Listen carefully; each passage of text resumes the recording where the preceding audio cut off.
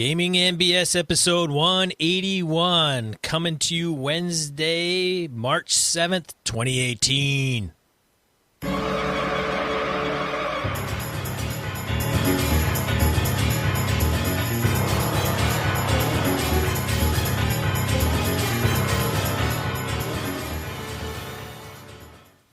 Welcome to Gaming NBS, a tabletop RPG podcast. I'm one of your hosts, Sean. And I'm Brett. Welcome to the show. Welcome back. Glad to have you all on board. Sean, it is like, by the time the sucker drops, that is Gary Con Eve, Wednesday. Holy it's shit. GM's Day today. I know. So I had heard or read, I think a lot of people think it's the day that Gary died. It's not, though, isn't it? Isn't it his it's birthday? Not. No, it is the day he died, but I don't believe that's the reason why it's GM's Day. I think it was coincidental that he died on GM's Day. Okay. But it's GM's Day, so happy GM's Day. As of this recording and when it drops, it would have been 3 days prior. So happy late GM's Day to everybody. So happy late GM's There Day you go. 2018 There to you everybody. Yeah. But we're going to Gary Con. You're still going, right? I am going to Gary Con. Awesome. Very good. Very good. Well. You got your room set? You're all good? You got the boys? Yeah. You got Yeah. space? I'm going to stay in my car. Figure your car's good spot. It's Plenty. good. I mean, yeah. There's a parking spot somewhere there. Yeah, that's true. That's true. They didn't roust you out last year for doing it, so that was good. My dad's letting me drive his car. I sound like I'm 16. My dad says I can go to the con. I can borrow the car and everything. Don't you have your own car? What are you taking your dad's car for? His gets better gas mileage than Jeep. Ah, okay.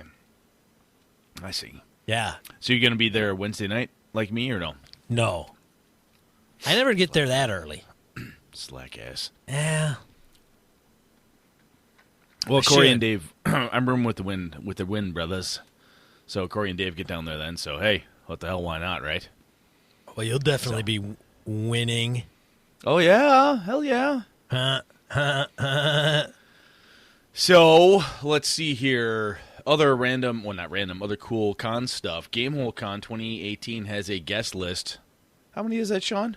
How many have we got coming this year? Oh, 37, I think, is the number so far. 30 freaking 7. I think so. 9 rows of 4. That's 36 plus 1. I think that's good math. It's pretty good. It's, yeah, there's quite a few. Yeah, it's... Monty, Shauna. Oh, Matt Forbeck, Crawford, Curtis, Jeff D., Finch, Scott Gray, Greenwood, of course, Cask, Lindsay, oh my God, Sean Merwin, Perkins, of course. Good God. Mark Miller's coming back? Oh my God. Patrick Rothfuss will be there. Schwab. Good Lord. Good Lord indeed. Rob Whalen, friend of the show. He'll be there. Awesome, awesome. Well, goddamn. Yeah, So very sweet.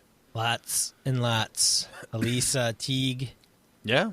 So we got a list. The Gamehole Con has the list, of course, on their website. But we have a link in show notes to said list.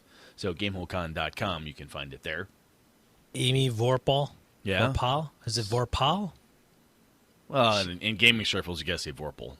Well, I was going to say, does she get called Amy Vorpal Weapon? That's possible. Well, I'll tell you what, man. In speaking of other gaming goodness and so on, I ran some D&D. My kids at their school, in the middle school, have a game club, which is board games, card games, and that type of stuff.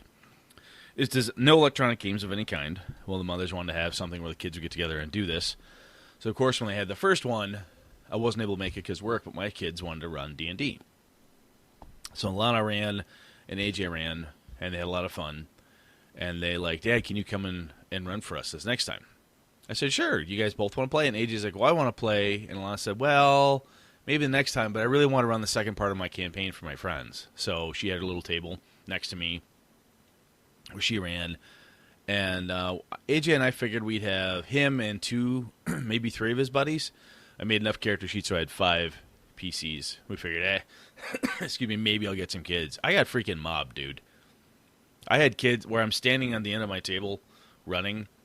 I had kids like right next to me on the right on my left, standing next to my miniature stack, just asking me random questions, reading die rolls over the top. What's that mean? What's that do? What's this? What's that? It was like, and all the kids, I had 5 players, and around all the 5 kids at one point, each one of them had like 1 to 2 lookers on, giving them advice and trying to figure out what to do to kill the monsters and make it through the dungeon. It was insane. Everybody had so much fun. It was crazy. One kid, he had to leave. He had karate practice.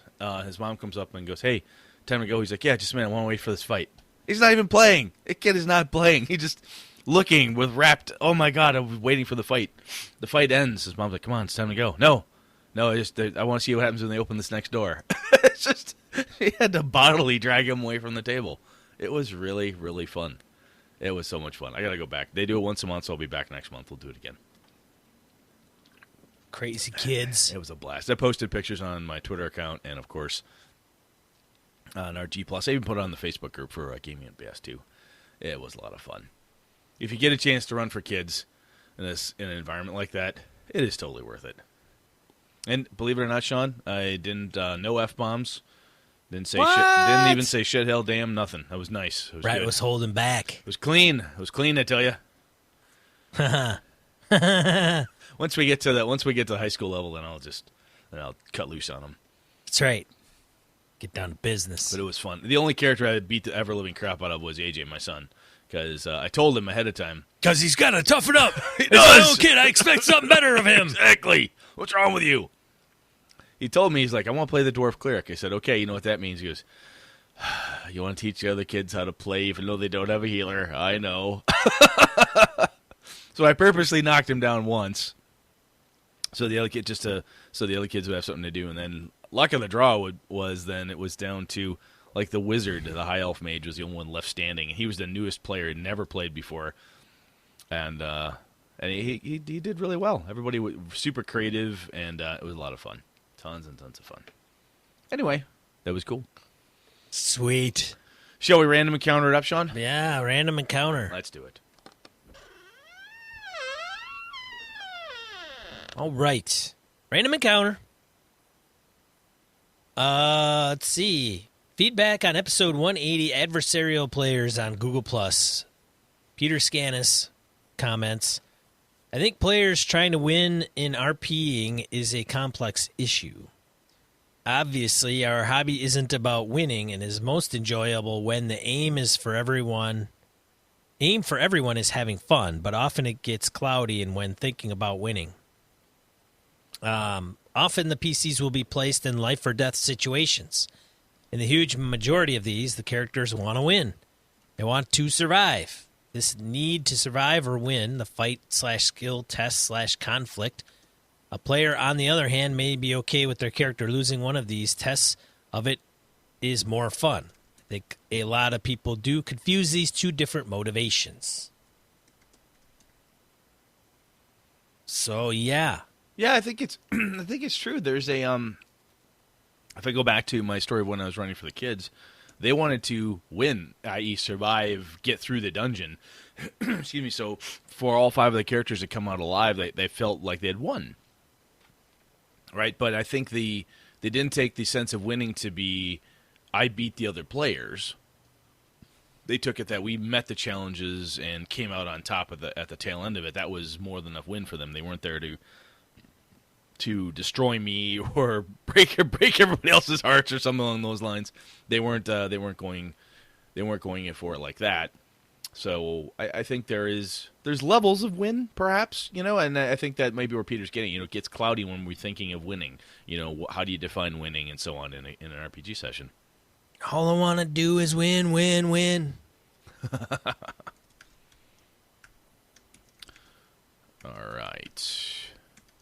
Next up, let's see here.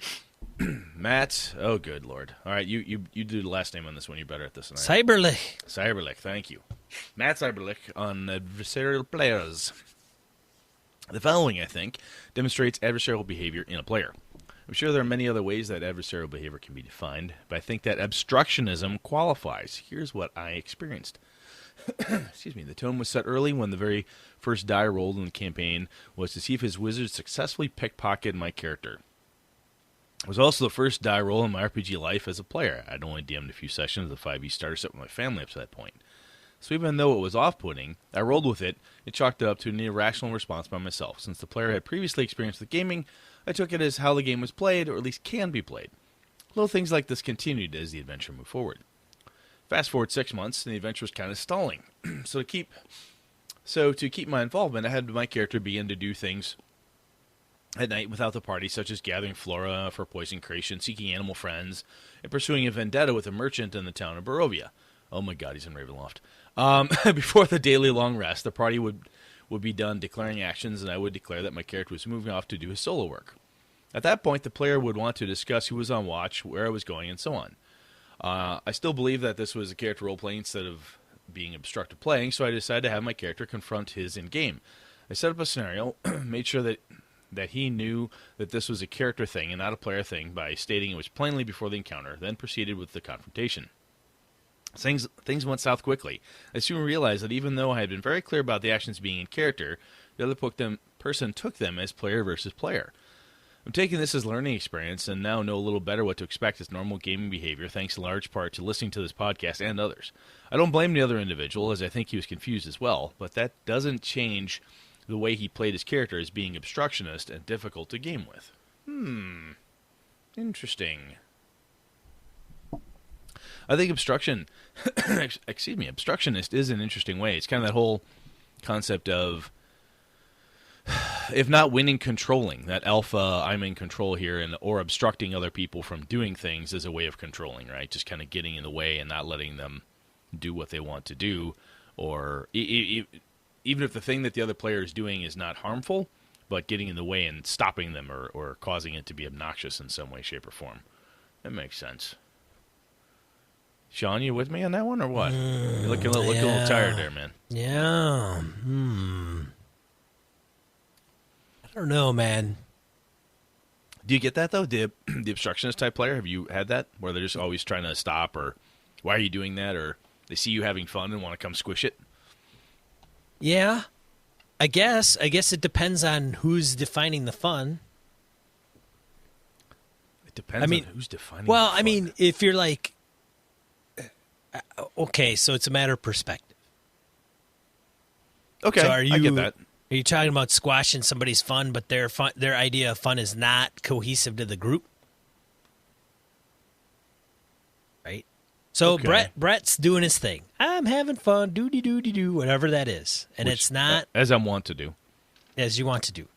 But it's not maybe Brett's like, hey, I always want to kill undead, so I'm just going to go look for undead. That's what I'm going to do because that's my thing. That's what I do. It says on my character sheet. Oh, I go kill undead.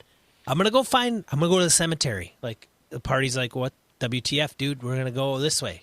Goblins, this way. Whoa, This way. Goblins. They raided the town, Hey, the constable wants us to go and track them down and get rid of them so they don't attack the town again. Hey, this way. No. I'm going to go check out undead. That's what I do. So then it's like squash, right? If you squash Brett's fun. Then Brett's mad. Well, that's what my character does. So is that squashing Brett's fun? I don't know, man. It could be. Could be. 'Cause Brett could be like, dude, then goes with the goblins.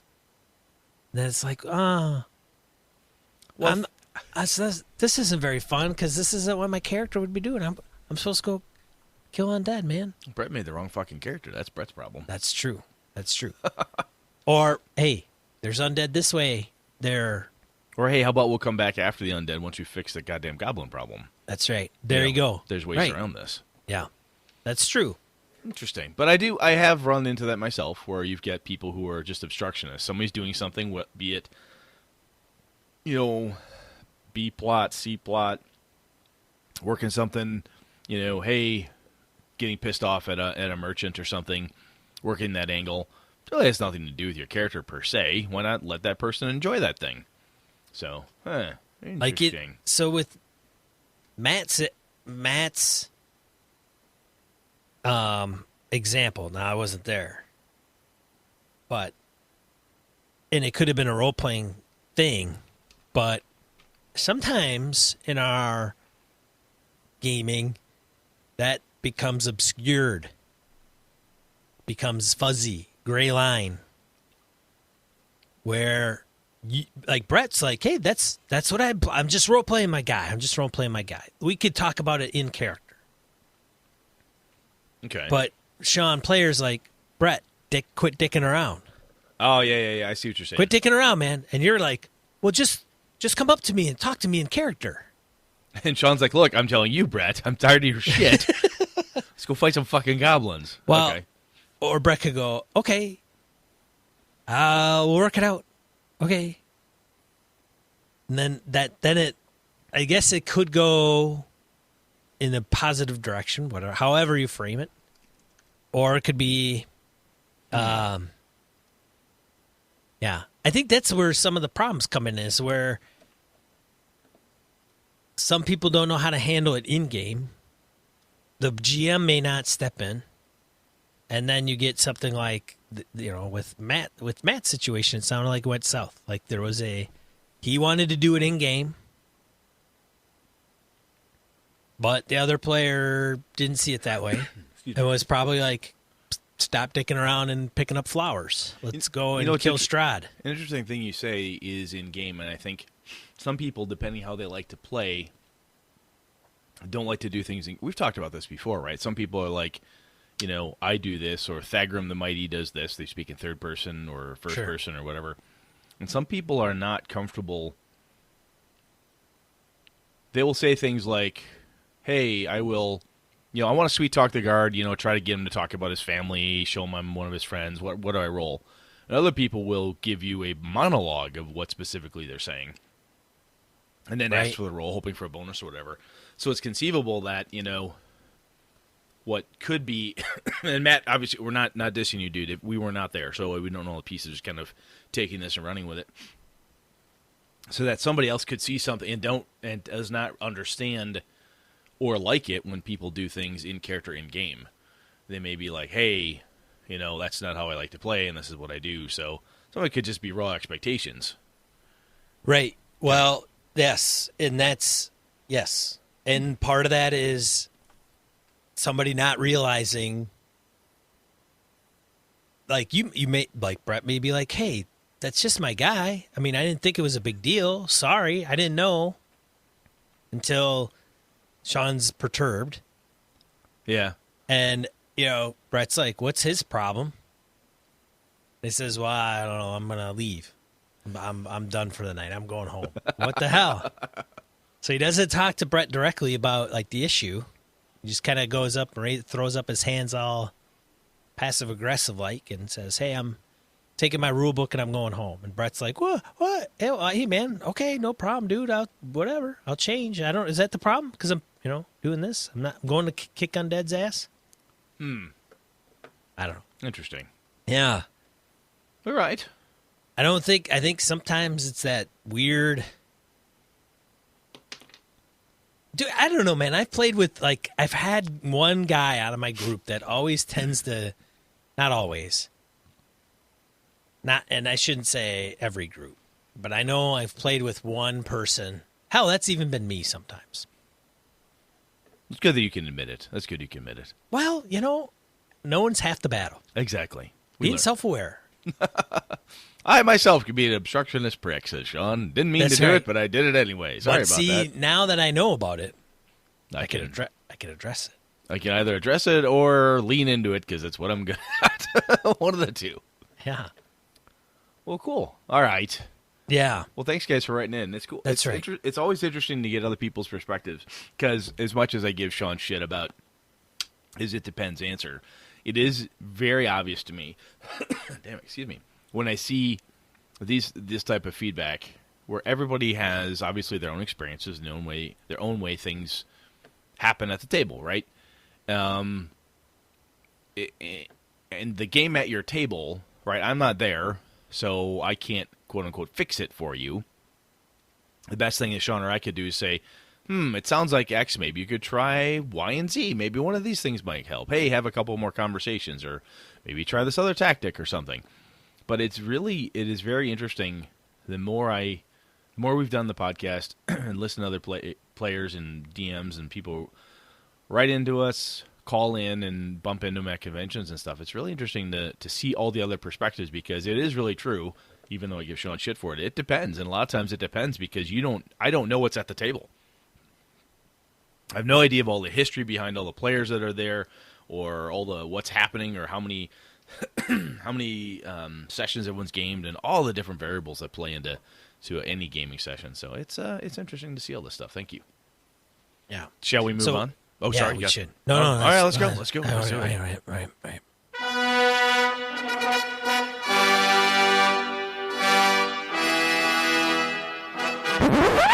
All right, Brett. You ready? Yeah, I'm ready, man. All what right. are we talking about, dude? Well, let's see, something had triggered a memory of mine. I was reading X-Card. X-Card? Wow. Oh, I'm sorry. I was reading? You said triggered. Triggered? Oh, sorry. No. Something triggered a memory of mine. I went back and I found it. Matt Coble had a video. I've got a link in the show notes that he had around fiction versus blah, blah, blah. I can't remember what the hell the title of the video was. But I found it. Put a link in the show notes. There's a piece in there he talked about how he sets up a world. I think it was fiction, fantasy versus fiction. Thank you very much. So basically, when we set up a campaign, how do we want to deal with the PC's actions? I think the general consensus is, often the PC's the most important people in the game. But does the world work around the PCs and their backstories, or do the PCs impose themselves into a living, breathing thing? Ooh. So that's what I wanted to talk about today, because I was thinking about this, and it felt like one of those things that there probably isn't a one or the other, it has to be all this or it has to be all that, but it's kind of an approach. As a game master, when you're laying something out, or even as a player, what do you prefer, or how do you tend to operate? And that may well, that may well kind of inform or help enforce certain types of gameplay. So anyway, Sean, I'm looking here, do the players count on the fact that whenever they go into the world that it reflects them? Is the campaign based all around their backstories? The story, making sure the PC's wants and needs and backgrounds are met, and the PC's actions are all that move everything forward, right? Or are the PCs there to make their mark on the world? Backstory plays when opportunity presents itself. Hey, my parents were killed by orcs, and hey, guess what? Opportunity presented itself, so Sean threw in something about the orcs that killed my mom and dad. And the world moves on regardless of what we do. And I think oftentimes we'll say, yeah, the world is a living, breathing thing and it continues to move. And this is where maybe things get mushed together a little bit. But, Sean, do you have, after my little blurb there, does one of those approaches or a methodology there strike it as something that you like to do or that you prefer? Oh, one versus the other? Yeah, I mean, do you lean one way, or do you think it's all hogwash and it's nothing? I think it has to do with the game. I think it has to do with the game you're running. So if you're running a pre-published game, or it starts out not like world revolving around the player game. How? Okay, give me. I think if you start out in a level-based system, and the world is small. I don't know, man. I'm getting tired of like the players being the champions of all at first level. Okay, no, all right. So they're not. Maybe they're a little special. Maybe in some games, like hey, you're player characters and you're a little bit special than anybody else in the world. Which that's maybe kind of fine, or maybe it's defined now, but it'll be more defined later. So your preference would be for that group of people to make their mark on the world, not that the world has been waiting for them. Oh, thank God they're here. They're clearly the heroes type of thing. If they become heroes, it's because they forged their heroic actions on their own. The world wasn't laid out for them to be heroes. Is that what you're saying? I think that's hard to put down right away. I think that may be the grandiose scheme of things where they want to be the saviors of the world. I think. So let's take it back a step here. So Okay. if I make a world, Yeah. and I say, hey, you know what we're gonna do? What are all your characters about? And I take all these notes about what your characters are and what, all the backstory and all that stuff, and say, okay. And I build my campaign that the story we're all gonna tell together. We do this great either emergence or however the hell we're gonna do it, but it's all based on all of the source for the key components of the story come out of the characters, versus the source is what's going on in the world and how the characters deal with it.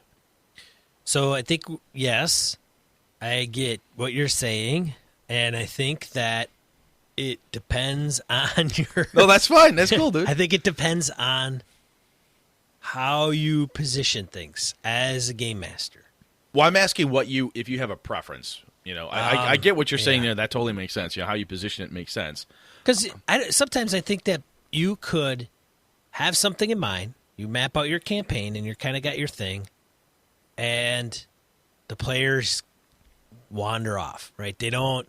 Somewhere they take a left turn when they should have went right. And as a game master, I have a way of being able to put things back on track. Woot, woot. Hey, the ticket said next stop is the Orient Express. I guess that's where I'm going. Oh, they went that way. God damn it. All right. Well, just have to put that over there then. Cue sound of track switcher. Clink. That's right. But so I think one frame of mind tends to want to predict that the players are going to be involved in the grand scheme of things. And maybe they are as part of kind of the deal, right? Here's kind of the underlying plot. Maybe it's really a big deal, right? The portal to hell is going to open, and it's going to open because that in the DM's eyes, that's the deal. Like eventually the big, huge, bad, evil God is going to be unleashed upon the world, and the players can either do it, get involved, and prevent it for the good of all man, human, womankind, whatever in the world,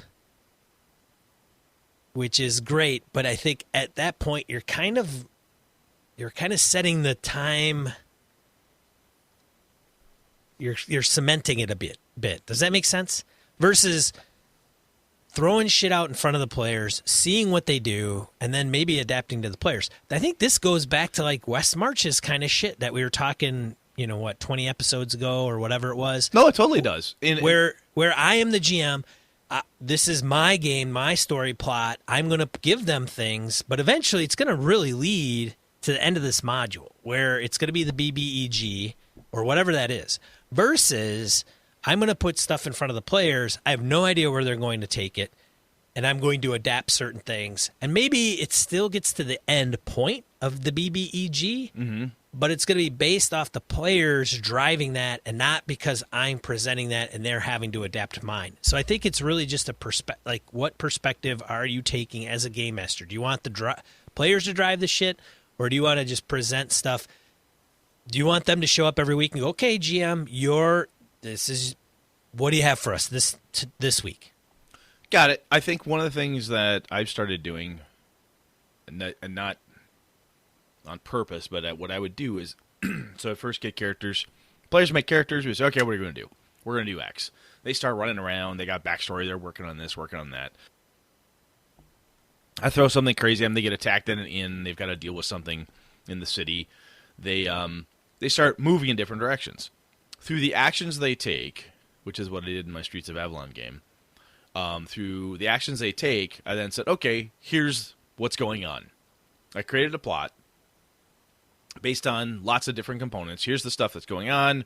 Let's see what happens. Now, the characters decided to ignore multiple plot points, focus on certain ones I thought were like, all right, y'all care about that. Go ahead. They ignored some and focused on others. What I did, though, is just because they ignored some of them didn't mean that those didn't progress.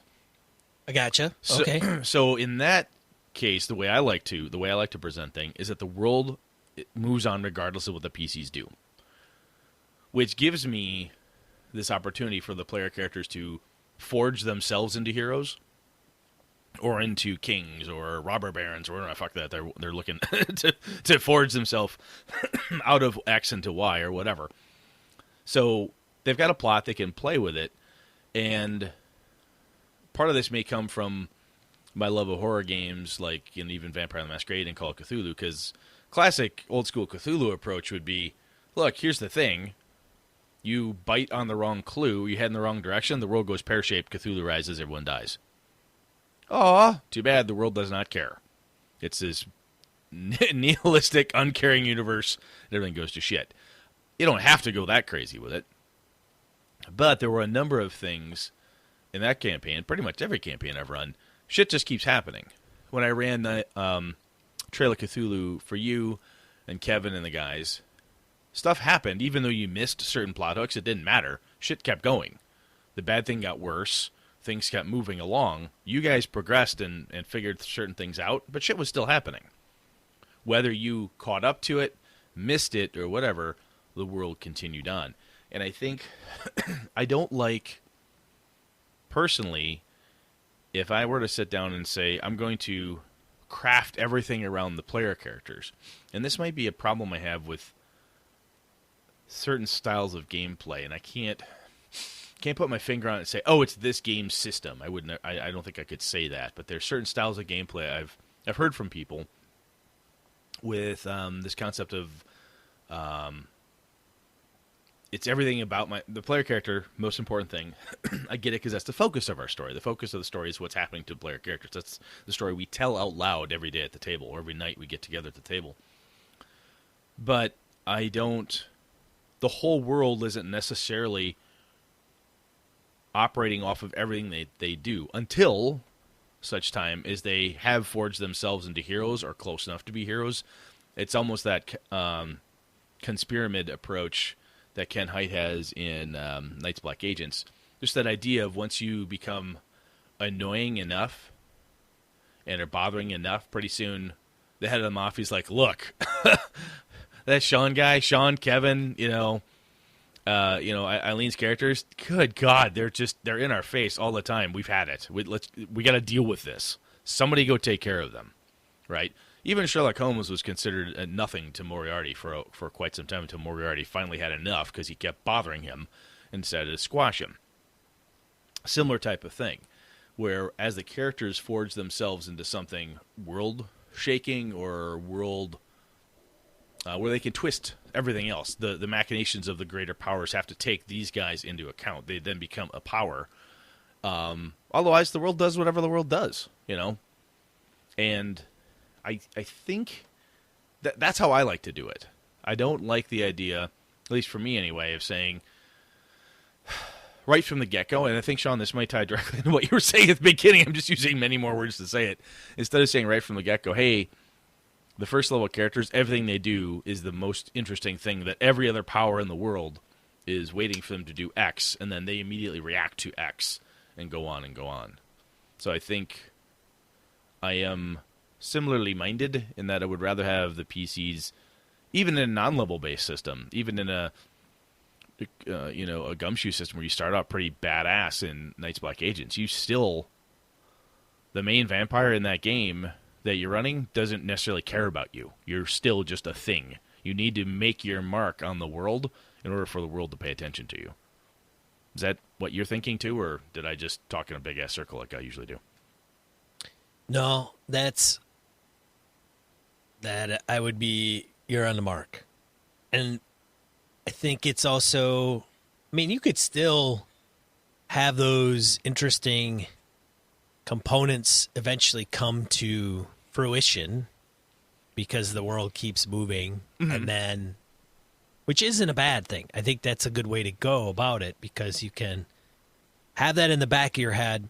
It's evolving and moving, like fronts in Dungeon World, right? You have these fronts that are occurring.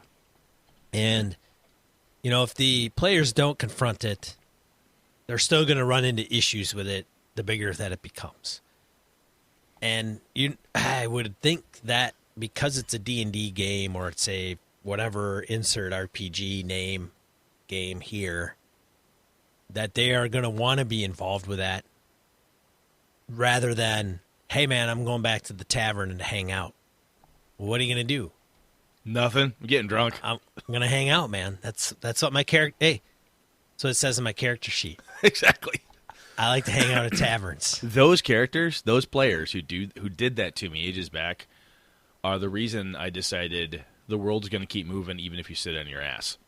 Yeah, well, and rightfully it should, right? I mean, that's kind of the I don't want to say tropey thing, but it's kind of the deal. I mean, in RPGs. That's also the time when somebody decides to do that is when backgrounds come and slap that person upside the head. That person who took 15 points of flaws into always in trouble, wanted by the law, bounty hunter wants my ass. That's when that shit comes to back home to roost. Yeah. And whenever the PCs when they take a sidetrack where they don't seem to be caring enough to follow my well-laid tracks, if I'm Sean, like, hey, get on that goddamn, on the train, man. If they don't want to do that, or they go off a different direction, or they're stumped or whatever, those background components, and this is where I think I've learned over the years to get people who, I love it when they have background information for their characters and so forth, but I try to tell people now is don't go crazy about it. If that's what you need to run your character, that's fine, but I don't expect me to read a 20-page, novella around what your character is and all these different bits and components of it. Give me the high points of what you're really concerned about, ex-lovers, or my father's looking for me, or something like that. And then at the given time, as the world continues to move, I can throw that in as necessary. Basically as almost as filler, if you will. Sometimes there'll be a background that is so really fitting for the A plot that boom, it's in there. But otherwise, because the world is moving, as the characters begin to make their mark in the world and become a power, or at least a power that the larger powers must then cope with, that's also when some of those backgrounds that the player characters have come in to get them. Because I would expect as I start to march my way up there, Kevin, Ange, Chris, Phil, and I are cruising up on whatever the bad guy is in your game, Sean. At that point, the bad guy has done enough research on us in this nice Black Agents game to say, yeah, Brett's character has a girlfriend. I think I can take advantage of that, right? Then the bad guys start using those things either against you, with you, and so forth. Then all those things play, but they come into play because the world is reacting, I guess is where I'm coming from. Yeah, absolutely. I guess the thing that caught me the most is I've heard this described online and sometimes in front of me is I want to play a game where we tell the story about how my character does this incredibly cool thing. We tell the story about how we do X. And I think that is really foreign to my gaming brain. So, for an example. So if we were to say, hey, we're going to tell a story about this time our group of cutthroats broke in and stole the gem. Okay, let's tell that story. As an adventure, or is it? Yeah, I mean, is it part of is it part of your character's background that you're sharing as just a flavor? I've had both. I've had and seen both. Okay, but which one are you talking about? Both of them drive me weird. Drive me like crazy weird. I don't get it. It feels odd to me for the player, I guess, because I don't build everything. The world's going to keep happening. I don't sit down and say, tell me exactly what we're going to tell the story about today, guys, and then have everybody tell me that. And then I tell the thing that they just told me they want to do. Because the way I approach it is I approach it that your characters are going to make their mark upon an environment. Let's see how that happens. As opposed to this is a story about this thing that we're going to do. You know what I mean? That feels more one-shotty to me. Like, hey, let's do this. I'm like, okay, that's not a campaign feeling for me.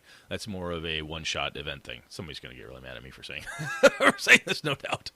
Well, I mean, I guess I could see where you're coming from, and certainly the briefness of it. I don't know if that's really the exact word to use, but the focus of it is, it seems very brief. It's a brief moment in time. Yes. Right? And yeah. So I guess, are you talking about, going back to my original question, are you talking about the game being that? Like, hey, we're going to go and do this, and then it's this, like, we're going back to your heist example. Okay. So are you saying that we're around a campfire and I want to tell the guys about the time we did that heist? Or is it a, hey, we're going to do a heist, and telling you,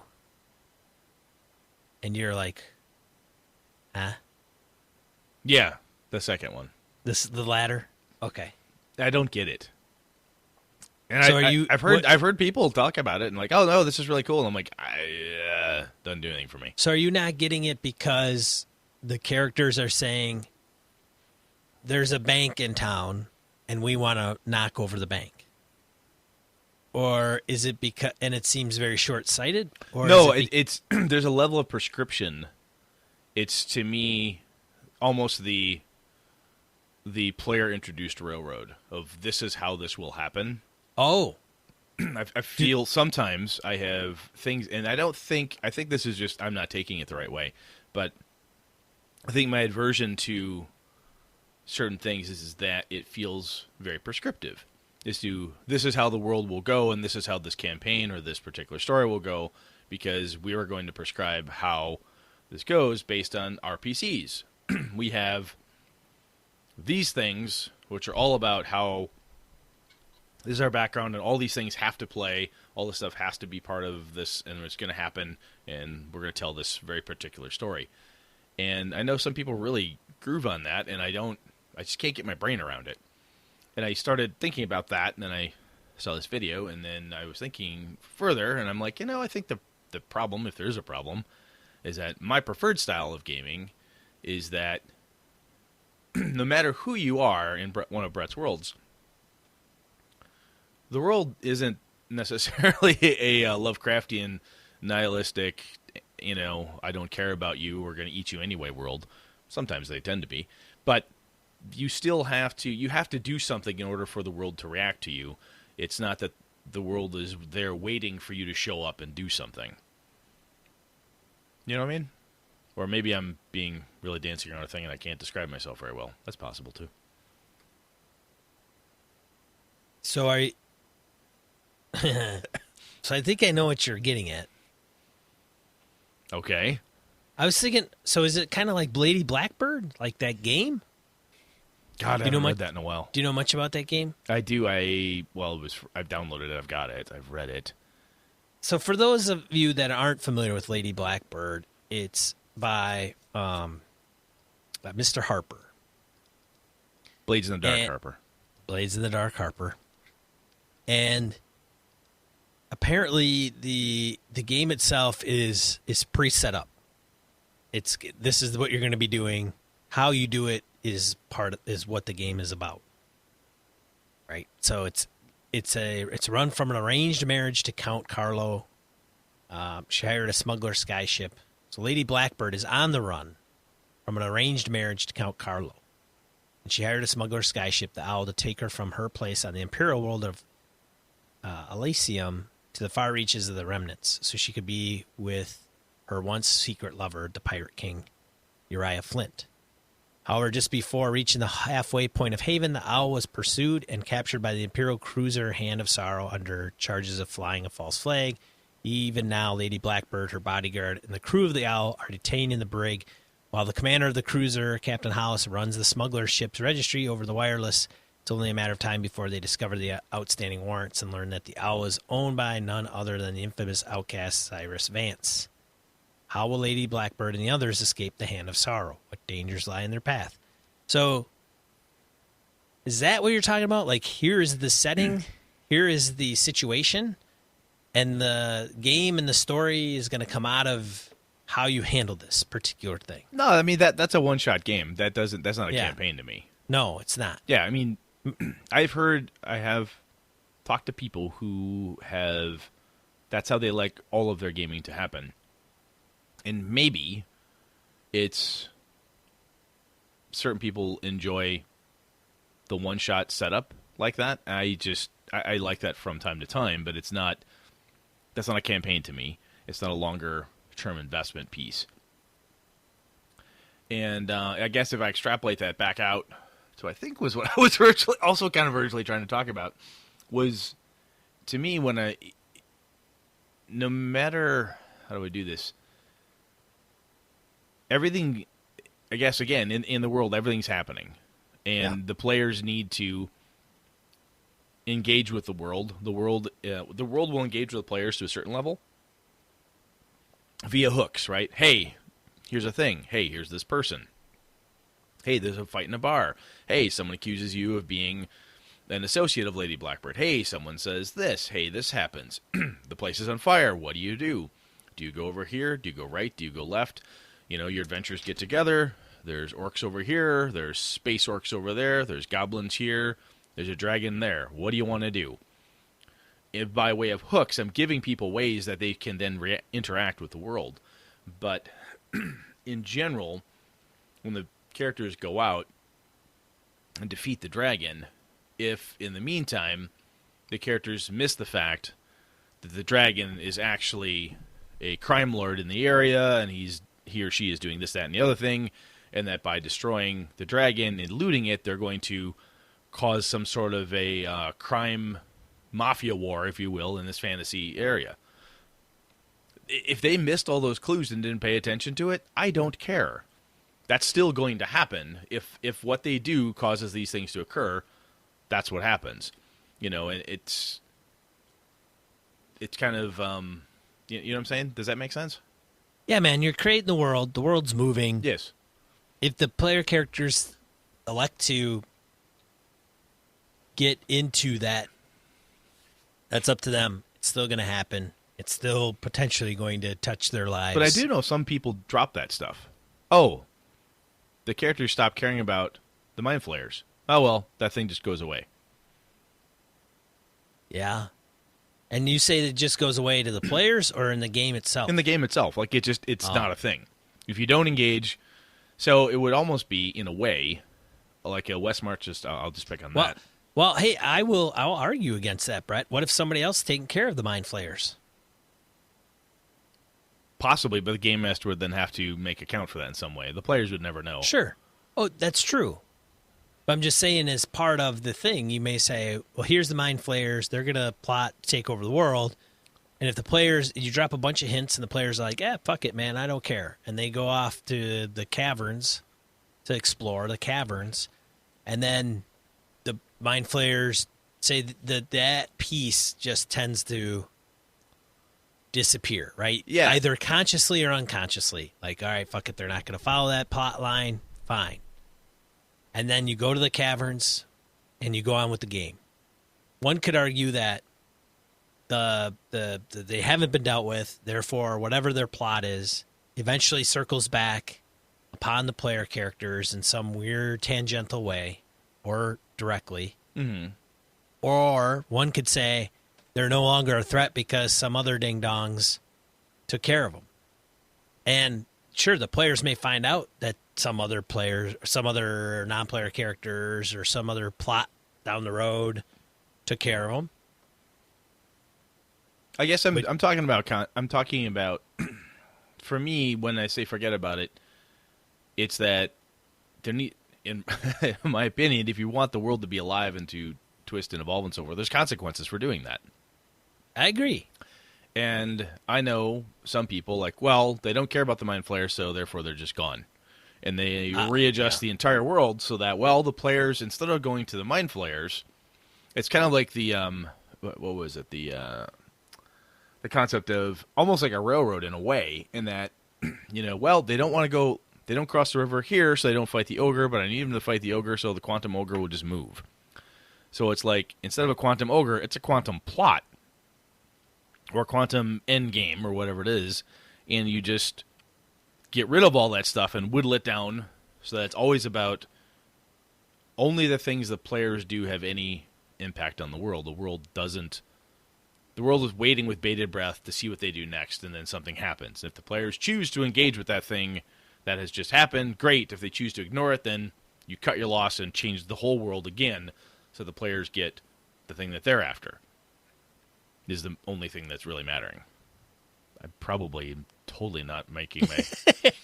No, I do see where you're coming from. I'm just trying to show a different angle where if they don't deal with it, and your world's, you are setting things in motion as the game master of your world. You're setting things in motion. There it goes. Kick it off, right? Correct. It's Mordor, man. The ring, it's frickin' sitting in a river somewhere, and some doorknob's going to come across it, but the big bad evil dude's going to want it because it's the one ring that rules them all. Yes. And whether the player characters are going to deal with that shit or not, the bad guy is going to get that frickin' ring if it's the last thing that he does. Okay. And great. So they deal with it or they don't.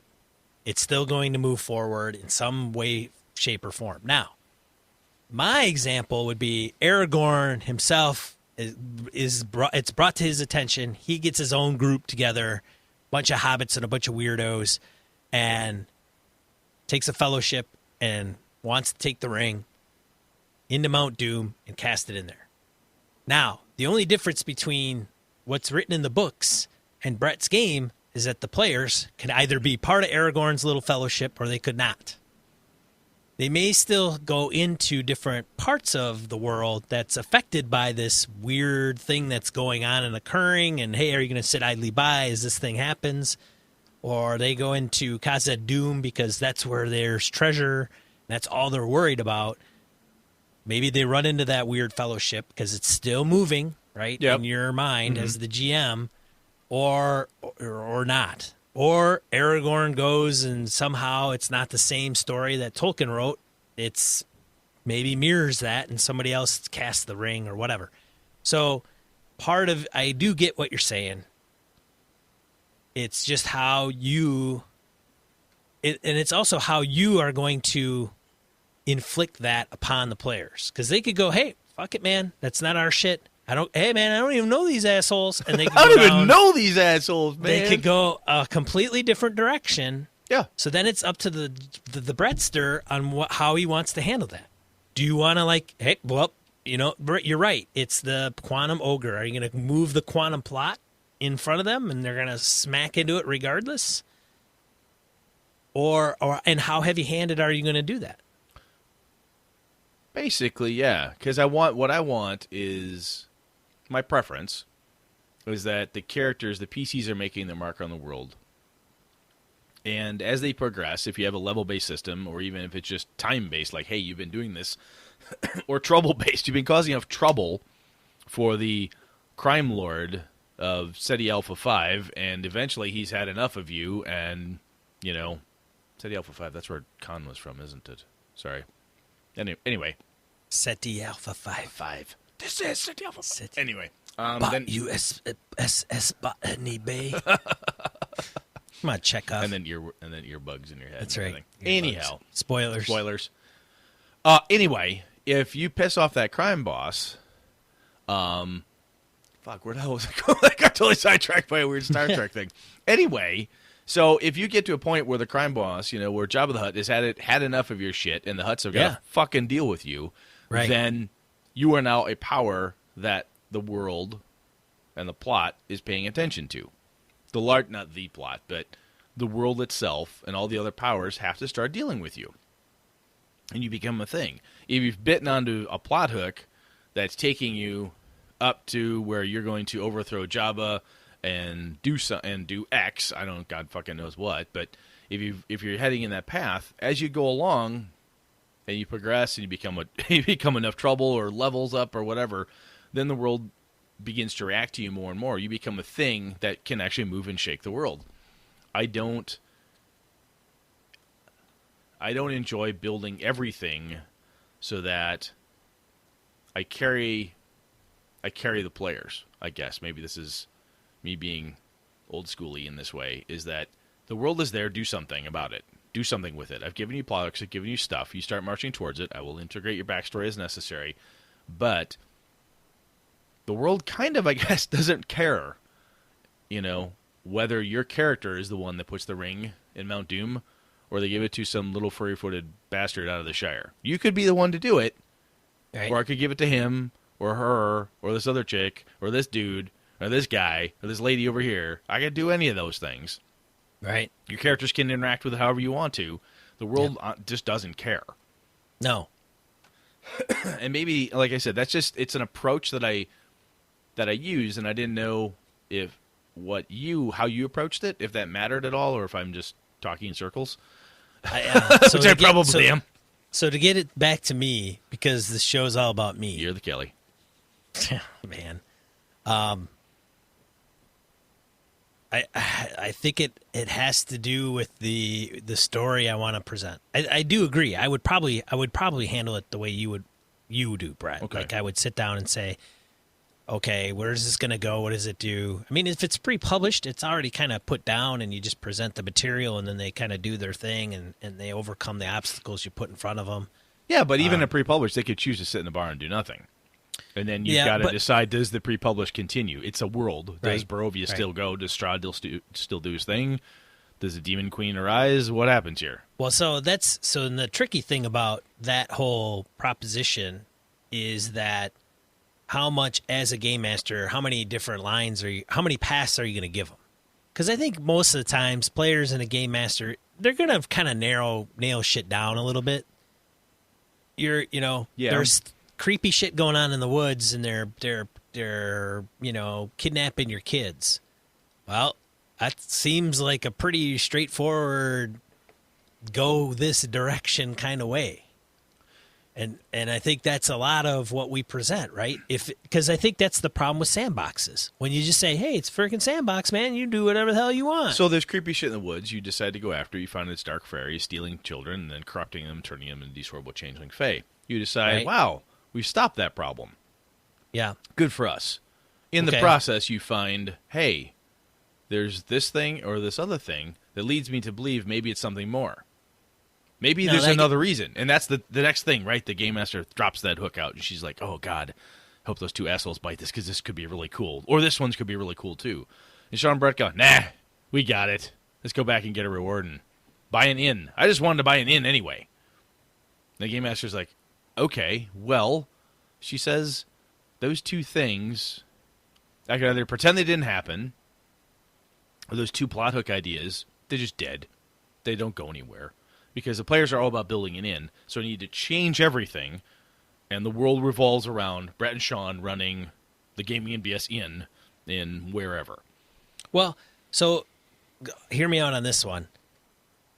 I think back in the day, the way we ran things were that latter one, where you go, you find out the children and the fae, blah, blah, blah, you go in and you foil that plot.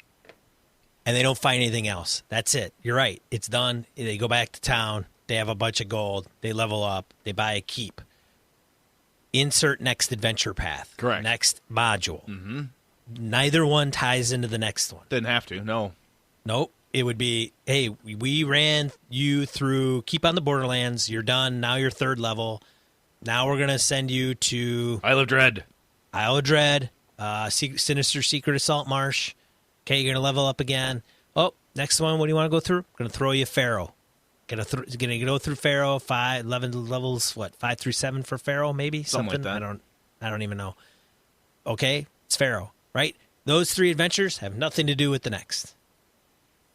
They're just all separate. But it goes back to that old school kind of gaming thing where it's kind of West Marches based a little bit, where it's like, well, what do you want to go through? And they said, well, hey, I really want to go through Pharaoh, and hey, I want to go through the Tomb of Horrors. But we were not high enough. But I want to do that once we hit, 10th level. It's like, okay, great. So you have a much richer hey, my campaign is like, step, point A, and then, a hint is dropped that something continues from there, and then they go to point B, and maybe it even splinters to a point B and C. Yeah. But nonetheless, it's escalating and escalating and escalating where they're heading down to Mordor, man. Yeah, and it can even, when you take the DCC idea, and even if you're adventuring small, you solve the problem with the weird undead incursion, in Wamford or wherever the hell it is, and you solve that problem. Great, the city of Wamford. Right. We solved this for the town. It's great, good. All right, and then you find out that the farmers next door seem to have this problem, and it just kind of grows, and then somebody else is causing more problems, and you don't even have to leave that town. The level of the escalation doesn't have to be earth-shaking. So sometimes Right. the earth-shaking is just like the crazy little shit that happens in your town. If you watch the original Buffy the Vampire Slayer TV show, the whole fucking thing just took place in one little town. Season 1. At the end of it, crazy-ass shit happens, at the very end when she finally graduates from high school. But it's all in this little bitty town. Yeah. And you don't have to go and have it be that the gods have decided to let loose Orcus, or this horrible thing is happening, and the mountain will, the sky mountain will land and crush everybody, or whatever the fuck it is you're coming up with. It doesn't have to be the rise of Tiamat crushing the planet. It doesn't have to be that big, but I want some opportunity for the players to, and this is kind of how, like I say, when I start, it feels very, kind of sandboxy, like the start. The start is, okay, who you got? Excuse me. Okay, that's cool. Yeah, all right, you got this person, you got this person. All right, I'll have you guys are here for a reason. Why are you there? Why are you there? Good. We've gone back and forth. Why do you like this person? Good. We've done all that session 0 stuff. We're there. Madness ensues. Insanity. Combat. Oh, my God. Action, action, action. Wow, that was weird. Boy, somebody was screaming this catchphrase and this other catchphrase over here, and we found this weird symbol in a box. Whoa, what the fuck does all this mean? And then they decide to investigate and dig deeper and look into things, or do something. Even if they decide to do nothing, nothing is an action, and then the rest of the world who's looking for a box and a symbol and some weird catchphrase people start snooping around, and lo and behold, your group was the last people to talk to them, so you get poked. The plot poke comes along, stab, stab, stab. Hey, dude, you in on this or not? And then if you don't, and you choose to go a different direction or just argue with them, and that forces and changes things, but the world keeps moving. And after that point, once they've started to interact with components of it, the sandbox kind of falls away, and then it becomes the rest. They're interacting with the world very specifically. People can try to flip it and say, well, we're done with that. Fuck it. We turn the thing over to the guards, hope the magistrates are gracious, and then we leave. We'll just go back to the inn.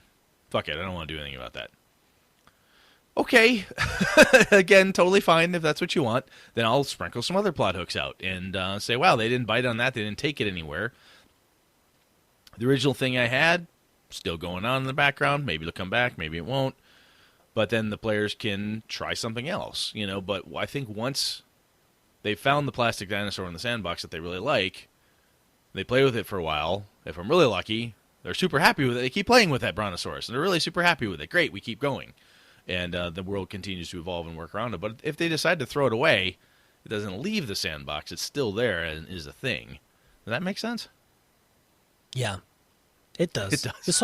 It all makes sense. I think we're just re-explaining things. Probably. All right, then I'll shut up. No, I don't. I think it's a good thing because I think there's clarity to be done around it.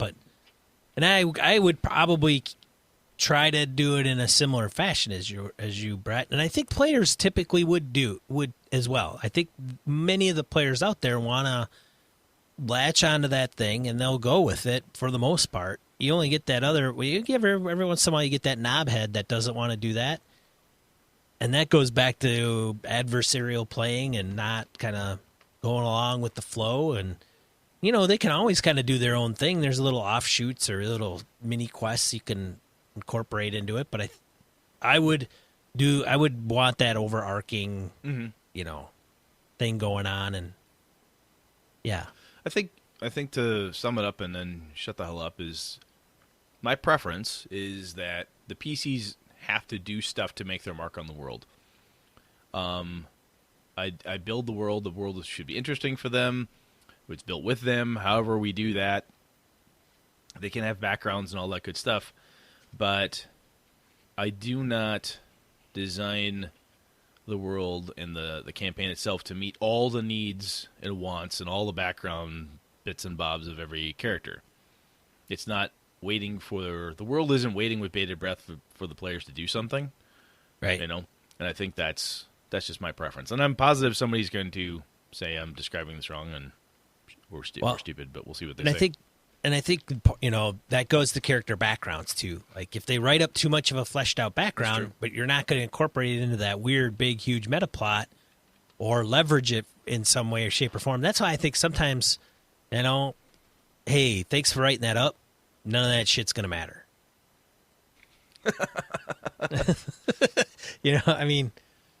That's because I'm going to send you on this freaking roller coaster. That's one of the coolest things that I learned from, the Dungeon World, the bonds concept. Like, look, here's some stuff right now. Even if you take the mechanic piece out of it and just say, look, here's a thing in your character sheet that says background stuff. Tell me about why you're friends with this person. Tell me why you don't like this person. Then we have a thing that's in your background that actually plays to what's going on. So, all right, that's enough out of us. Right. Tell us if you understand what we're talking about this evening, and if you have any input. This was kind of a throwback to our old school rambly or more rambly episodes. Well, so I don't think it's bad how we're talking about it. I know where you're going. I understand it. I'm being a little devil's advocate, but I would be the same. I would be on the same page as you. This is one of those. Hey, man, we're just talking about just bullshitting, man. It's in the frickin' title, folks. Exactly. It's the name of the game. All right. Off we go. Die roll.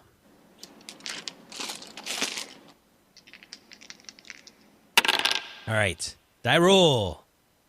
Brett is die roll-less. Yes, I'm diceless this evening.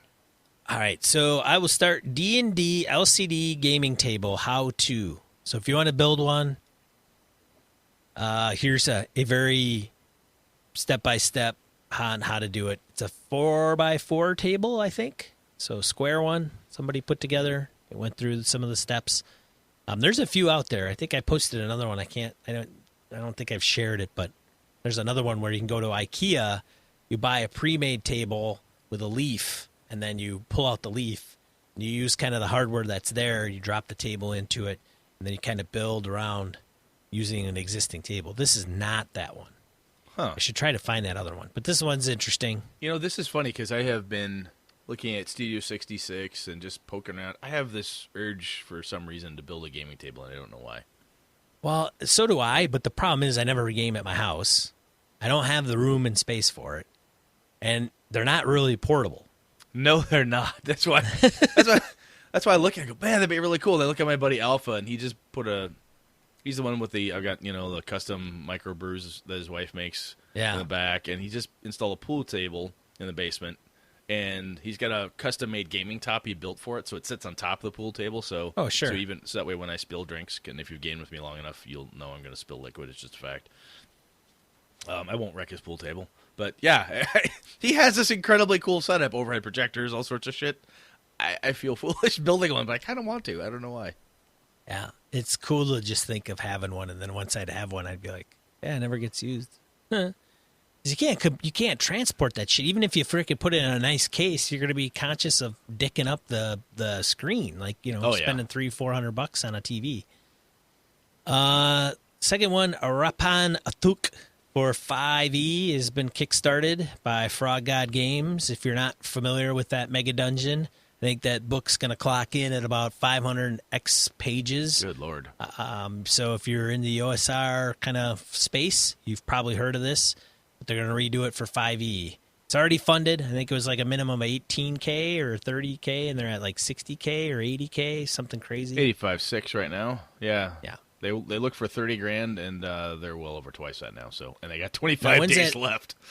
When's that expire, Brett? 25 days from today, March 4th. So you got like. It says the date on it. Oh, does it? I didn't see this here. Should say this if it is not fully funded. The project will only be funded if it reaches go by March 30th. There we go. Sorry. So March 30th, 2018.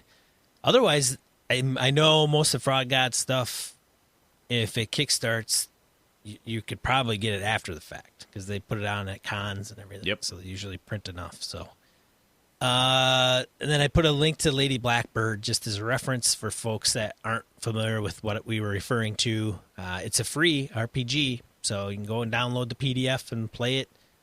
Those that are fans, there are some folks that just love that game. There was somebody that was really, I want to say famous, but I thought there was somebody that was really big on Lady Blackbird. I cannot remember. Somebody, yes, I vaguely remember this. I just don't remember who I don't think it's Will Wheaton, but it was somebody that's... Shoot. We'll figure it out. Yeah, it might be somebody from a podcast or the industry that just loves to run it. One of the first ones from listeners... Brett? Yeah, we got Josh Wallace pointing us out to an article about how inmates play tabletop RPGs in prisons where dice are contraband. Link in the show notes. We have seen a couple of these. I think this is another. We had a different one about D&D and that type of thing in prisons. And these guys, I've had friends of mine who have been prison guards, and they have, by the rules, had to confiscate many handmade dice. And he said you'd be surprised how many percentiles and D20s you get. And I have friends that have been prisoners that have played role-playing games in prison. So, yep, they told me a little bit about it. It's interesting. They make dice out of the craziest stuff. So, the second one, Cthulhu Padlet for RPGs. So, Padlet is a tool that you could use that's free. It's like a bulletin board. Right, and just like write a note, like tack it on there. I think he provided an example of somebody using it for a Call of Cthulhu game. So he listed the characters and then the things that kind of were plot points throughout, and ran little strings to each plot point. Yeah, this is like the virtual version of the when you walk into the police precinct and the investigator, the lead guy's got all this stuff tacked on the wall and strings and ropes between what's to what. So this is kind of cool. Yeah, it's a pretty cool kind of tool if you want to map your... It's kind of like a mind map, but it's a little more... It's a group mind map, though, for the campaign itself. That's right. That's one way you can use it. Oh, yes. Fair point. Right. Fair point. I mean, a GM could use it to kind of map out their game if they wanted to, and then you could share it to the public, and it's kind of neat. So thanks for Josh and Cthulhu for sharing that stuff. What are we talking about next week, Brett? Next week we're going to talk about making the familiar things new again. So we've talked a little bit about this, bits and pieces over time, and I want to kind of focus in on it. So that'll be fun. All right. Well, when are we going to do that? Are we going to do that Sunday night? I don't know. We'll figure out because GaryCon, holy shit. So it might be Sunday night or Monday night. We'll have to sort that out. Yeah. Check the old schedules. That's right. Okay. Well, this has been another episode of Gaming and BS. Thanks for tuning in. I'm one of your hosts, Sean. I'm Brett. Good night and good game and all. This episode of Gaming and BS brought to you with the help from the following BSers: Kevin Lovecraft, Joe Swick, Brett's biggest fan, Forrest Gary, Mark Anthony Benedetti, Eric Jeppesen, Sean Nicholson, Tim Jensen, Pladian, Remy Bilodeau, Jason Hobbs, Wayne Humfleet, James Carpio, Pure Monroe, Laura Tentacle, Corey Johnson, Brandon Barnes, Dan LaValle, C.W. Mellencamp, The Lost Sailor, Tom McGowan, Misdirected Mark Productions, Christopher Gray, Finnolf, Mirko Froelich, Eileen Barnes, Tony Sugarloaf Baker, Todd Crapper, Michael Drescher, With Static, Alexander Auerbach, Neil Benson, Ron Blessing, Chris Steele, Eric the Hoffman, Soldiers of Misfortune, RPG, Christopher Lang, Curtis Takahashi, Mark Tasaka, Larry Hout, Ray Otis, Ron Bishop, Craig Huber, Xavier G, JV, John Hammersley, Derelict Radio, John Steve, Jared Rasher, Mark Richmond, Thomas Hook, Blake Ryan, Chad Glayman Sky, Roger Braslett, Evan Harrison Cass, Craig, Howard Bishop, Christian Sexy Voice Serrano, Jim Fitzpatrick, Peter Scanis, The Knights of the Night Crew, Josh Wallace, Corey Welch, Eli Kurtz, Gordon Cranford, Peterai Turtianinin. Oh, my God. Sorry, Peterai. And Edwin Nagy. For ways to support the show, you can go to gamingandbs.com/support-us. Thanks, BSers!